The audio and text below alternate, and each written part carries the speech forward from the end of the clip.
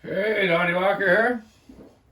Saturday morning, December 17th. Not a bad day out today.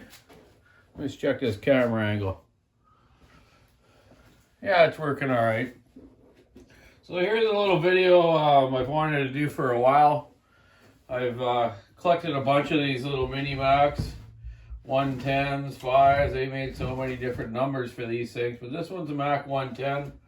Not sure of the year. I didn't really look that up for you today, but the thing's like brand new. I don't know when's the last time it ran, but my good friend Mark Fisher's son, Corey Fisher, gave it to me. They've had it sitting around for years. So these McCulloughs were actually the first ones I ever worked on when I was a young boy. I was like 12, 13 years old, hanging around, maybe younger than hanging around my dad's shop where he worked for Fedgie and Gunnarsson at Woodland Supplies. They were the distributor for McCullough for Canada, and my dad helped with the engineers with the big saws, so they did warranty work there for the other dealers, right? So dealers would send them little 110s and stuff that didn't run right, and I would tear them apart and fix them for my dad. These were made in Canada too. Interesting. So I don't know if they all were made in Canada. I'll have to look that up and let you know that. So this one's been sitting for a long time. Like I say, I took the bar and chain off just to look at it, It's pretty fine. Look at that. The chains never even came off, I don't think. Maybe once. A little scratch there, right? Yeah. 14-34434 model 6016E. So I had a sequence. When I worked on these, my dad taught me a sequence how to take them apart. And it's been a long time now. That's, let's see, 45 years ago? Wow, man, I'm getting old. So anyways, I've just put some fresh gas in this. And good fresh gas. Good Aspen 2-stroke, 92 octane, 50-to-1 premix, ethanol free. You got a lot of that stuff. So what I want to do, I haven't touched this thing, totally honest with you, man. You know me, I'm Mr. Honesty. We're going to see if we can start this thing. And if we can start it and it stays running, I'm still going to do the strip down, okay? Just see how long it takes me. See if I can still have the knack of remembering how to do it. Okay, so let's get started. So, start position's up. Choke lever over. Just follow the arrow, Okay, let's try it out. Should I put earmuffs on? Yeah, why not?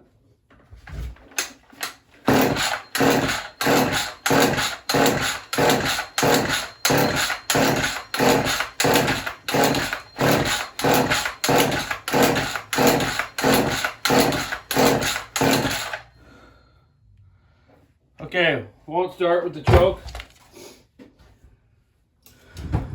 Let's put a little bit of gas down and see if it fires. I didn't even check it for spark, and I'm not going to, because I'm going to go into that procedure of setting the ignition with you. Oh wow, pretty dirty. Okay, choke looks like it was working right. Just put a little bit of fuel down it.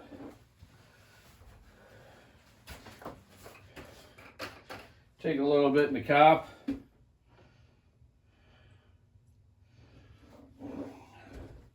Throw down the carburetor with the choke open.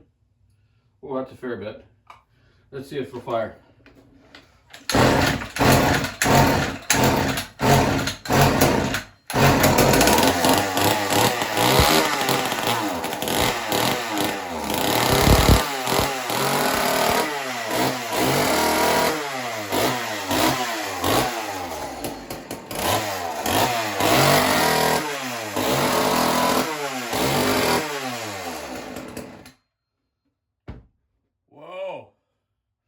That was cool. So it fired with a prime. So we know it's got spark. Ooh, that was smoky, Must have been some oil in there. Oh, whew. Okay, so that's cool if you can see me in the fog here. So yeah, there we go. It runs. So now we're gonna split it apart. Let's see if I can remember the procedure here. Okay, keep that door open. Let's get my fan on for a minute. Okay, so if I do remember correctly, let's start by taking the, let's get you down here, you can see a little better, right? Let's see, there we go. Okay, take our little rubber gasket off around our carburetor. These had, I believe, what they call an MDC carburetor. And I still think I have some original kits for these. Okay, so 1/4 inch driver. Take off the starter. I'm going to cheat and use impact. And those years ago when I was a kid, I didn't have impact. I think my dad, we had an old electric snap-on one. It was from years ago. I think my dad still got it. And it still works. 3/8 drive. Got a little thing on the back you turn. Okay, so let's get a little box for parts. Little dish. Okay. Right there.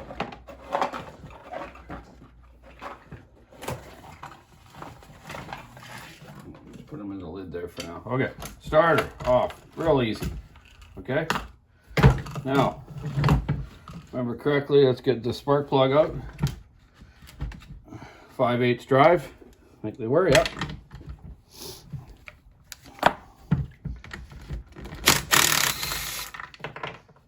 Old WS-80 plug in it. No, RDJ8J. WS-80 working on. That's what I used to use, is the Bosch WS-80. Okay, 5/16 or 8mm driver now. Let's take our 2 back handle bolts off. Okay, front handle bolt. I'll take the front tank one off at the same time while the impact's here. Okay, there's our throttle one. Another bolt down here to the front of the tank. So our tank ones are off. Handle ones are off. Go over to this side. There's the whole top handle off already. Or the back grip anyways. Side handle.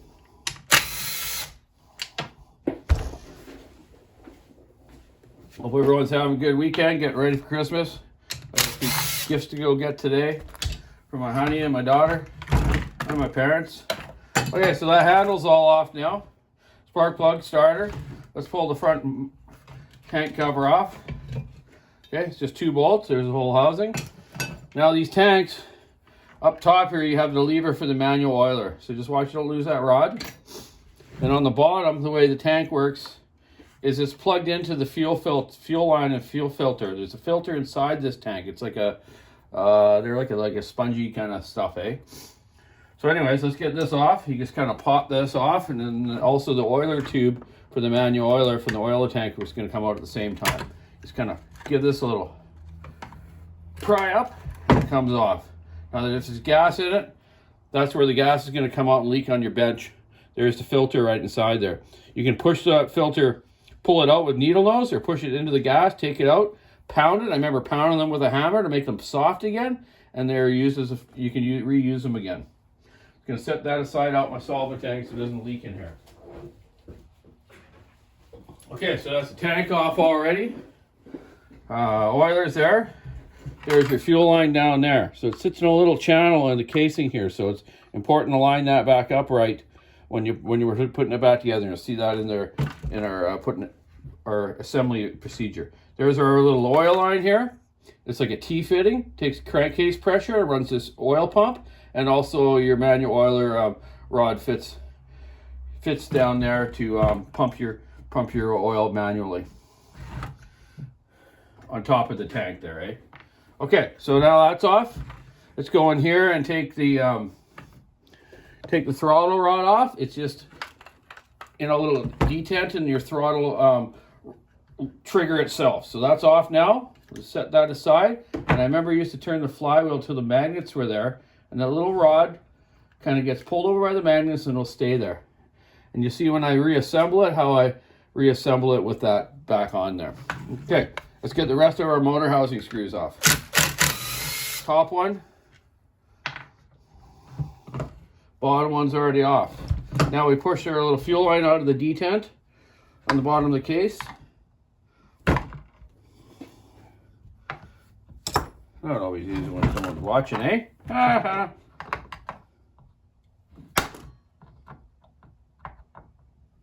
Okay, push that out.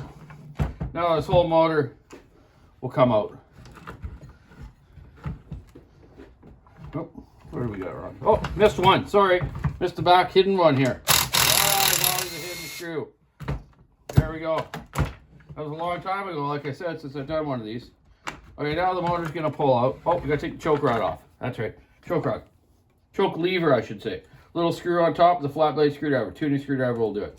Pull it off, set it aside. Now it'll come out. Okay.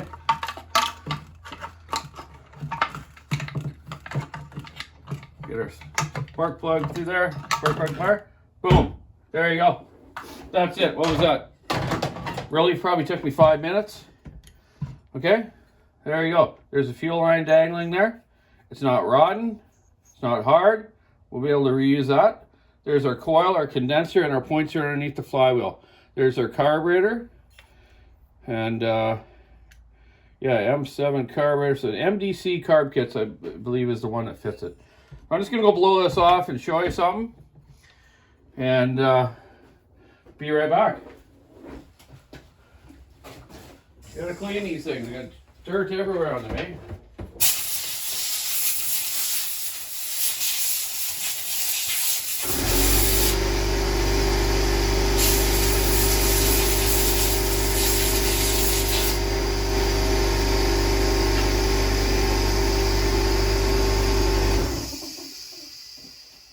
Okay, here we go. Now you can kind of see it a little better.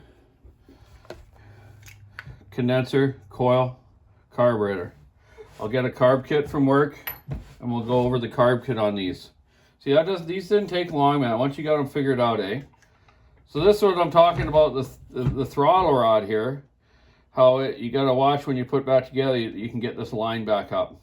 So what I would do when I reassemble, and I'll show you when I do, but I just will show you this little trick.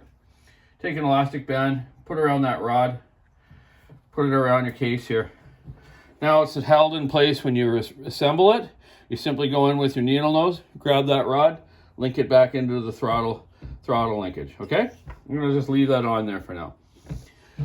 So on these, also, you can time your ignition properly with an ohmmeter for setting your point. You can set them at a general setting. They work okay, but it's nice to do it at the proper setting. So on the flywheel here, it says ignition with an arrow. Once you take the lead off to the coil here that comes through the point, you put your ohmmeter on there, your positive and your ground to the ground screw on the coil. As you're turning this, the bottom of the lamination of that coil is where that arrow should line up, and that's where your point should be opening. Okay? That's where you should hear the buzz with your ohmmeter. Okay? And if not, you go in and readjust the points. But we're going to go over that properly when we get this apart. So there you go. There's a Mini Mac.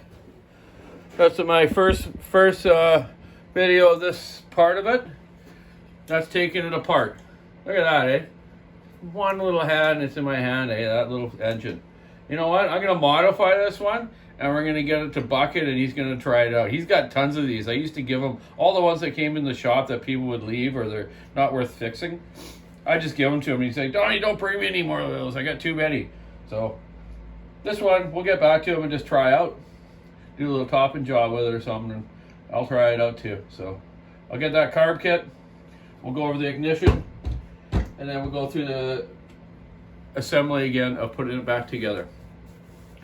I've been finding a few old pictures that we used to have in our old shop. We're just stashing boxes at our new shop. I brought another one home, and I'm trying to remember the story behind this picture. I can't quite remember the fellow's name. I think my dad knows his name, but this cedar, I believe, was from Port Elias area. And my goodness, I believe it was around 24 feet across, if I'm not correct. I believe the fellow there was around 6 foot. What a beautiful old tree, eh? Imagine the work that took to get that up and out. You can see the center of it's got the hollow spot like big cedars do. Very cool.